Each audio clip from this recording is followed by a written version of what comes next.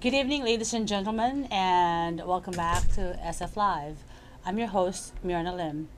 Tonight we have a very, very special guest, Jane Morrison. Everybody who is in politics in San Francisco knows Jane Morrison. Much as she doesn't want to admit it tonight, Jane is going to be 91 years old on April 17. However, at this moment, she's still celebrating her 90th birthday.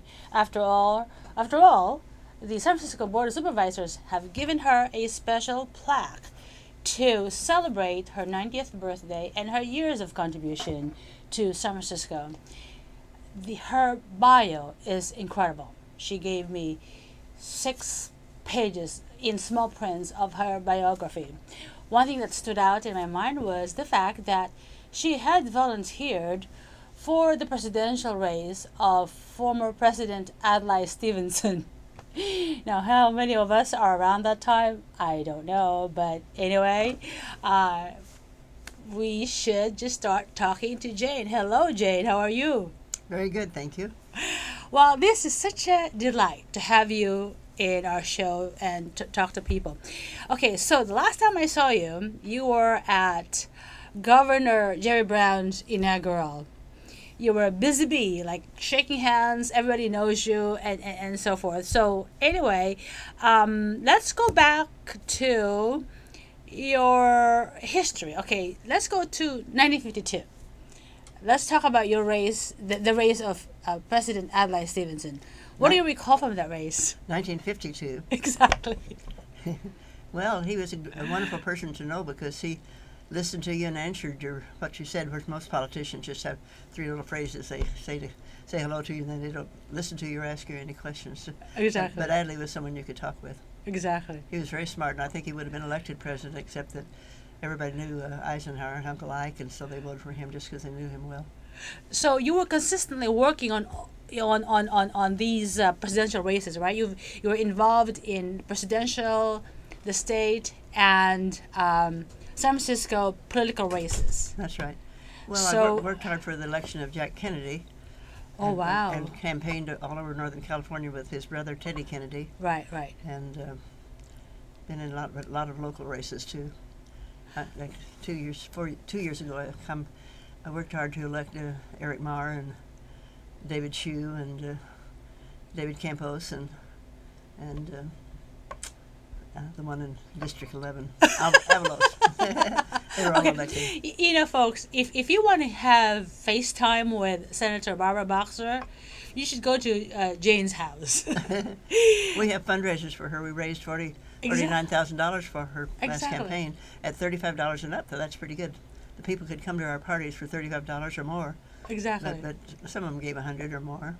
Now let's see.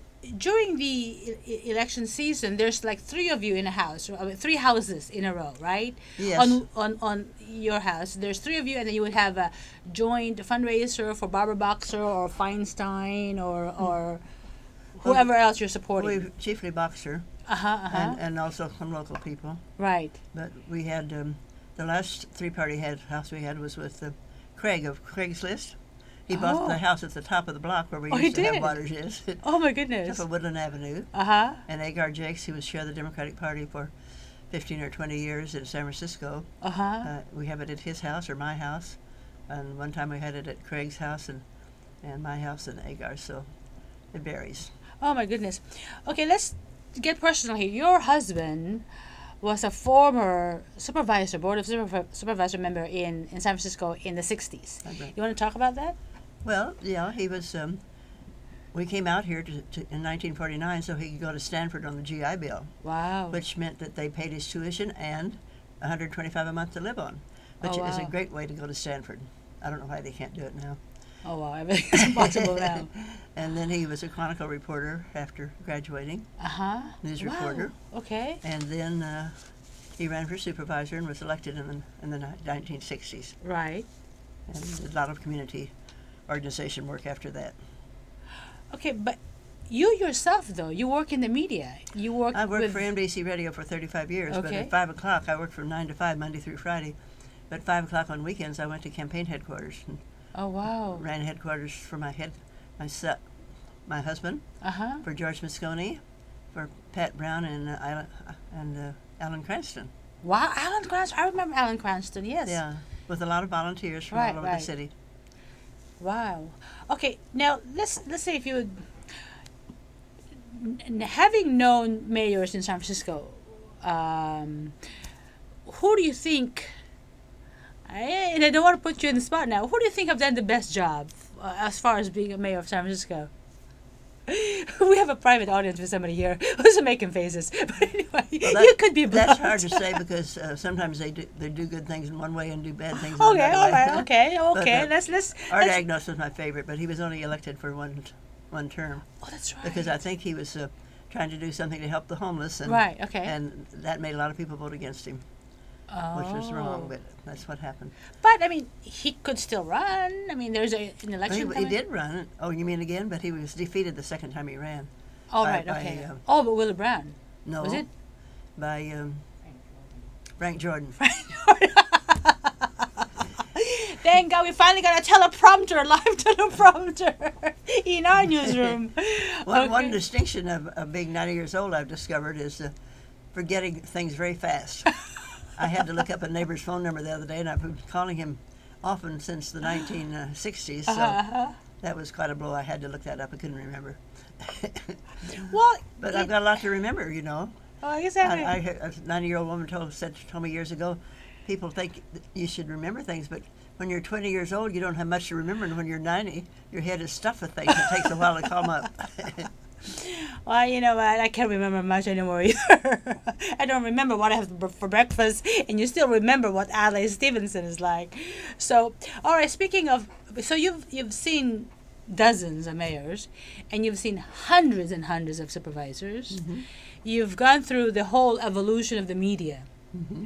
Now, since you're a media person, how different do you think is the media's participation today with new media as opposed to like when you were in the media? Well, there's a drastic problem there, and nobody seems to know about it or remember it or doing anything about it. And when I was in for NBC Radio for 35 years, we had a fairness doctrine, and we had equal time. Okay. For instance, when PG&E bought 6 spots a day, commercials a day, to ask for a nuclear power plant north of here, somebody called in and objected to that, and so we gave them 3 commercial periods a day to give their view. Yeah.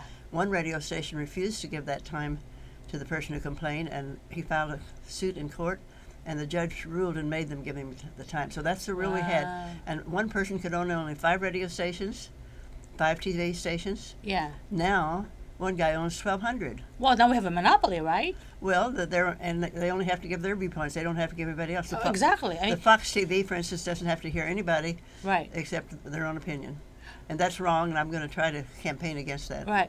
Well, it seems as though, I mean, like, for instance, with the governor's race, right, why Meg Whitman had to spend $100 million mostly on media is just...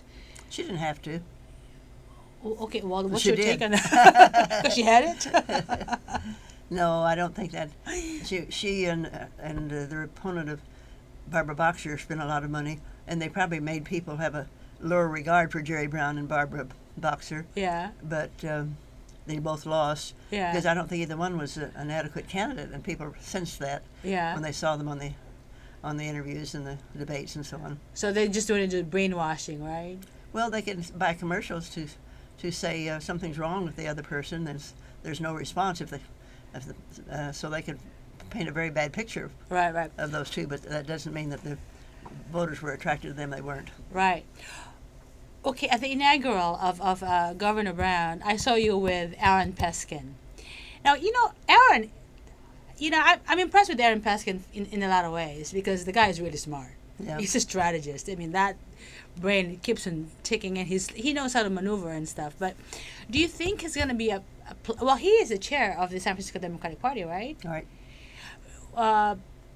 Do you think he's going to continue to be a player in City Hall as far as in an elected position? Or he and the Democratic County Committee, of which I'm currently a member and a former recent chair, we endorse people who didn't win for supervisor. Oh, that's right. Yeah, so he has. So that sort of makes it difficult for him to be a leader at the moment. But I'm sure he'll persevere, and you're right that he is very aware of what's happening and Right. and knows the field pretty good. Right. But we lost on the. I think the conservatives. What do you think that happened? Well, I think the conservatives picked other candidates and spent just a lot of money on them and then, okay. yeah, and also the people who won, like Jane Kim and Scott Wiener, were very good campaigners. Yeah. They spent a lot of time going door to door and they campaigning on the street, and they knew how to campaign and worked harder than the others. That's a big factor. When Jack ran for supervisor in the 1960s, he stood out on the street where the bus stops were and gave out cards to every bus line in the city. He knew where they went from downtown, and he stood in front of Macy's and the Emporium and talked to an awful lot of people all the time. It's easier now if you just have a district, but they worked in their districts. And they may have campaigned harder than the other people, but they also had more money. And I think Jane Kim, that was a surprise for me because Deborah Walker, I mean, she's a good friend of yours, I think, right? And she's well known in the district. Well, I think that Jane Kim did campaign hard, and I saw evidence of that. For instance, on election day when I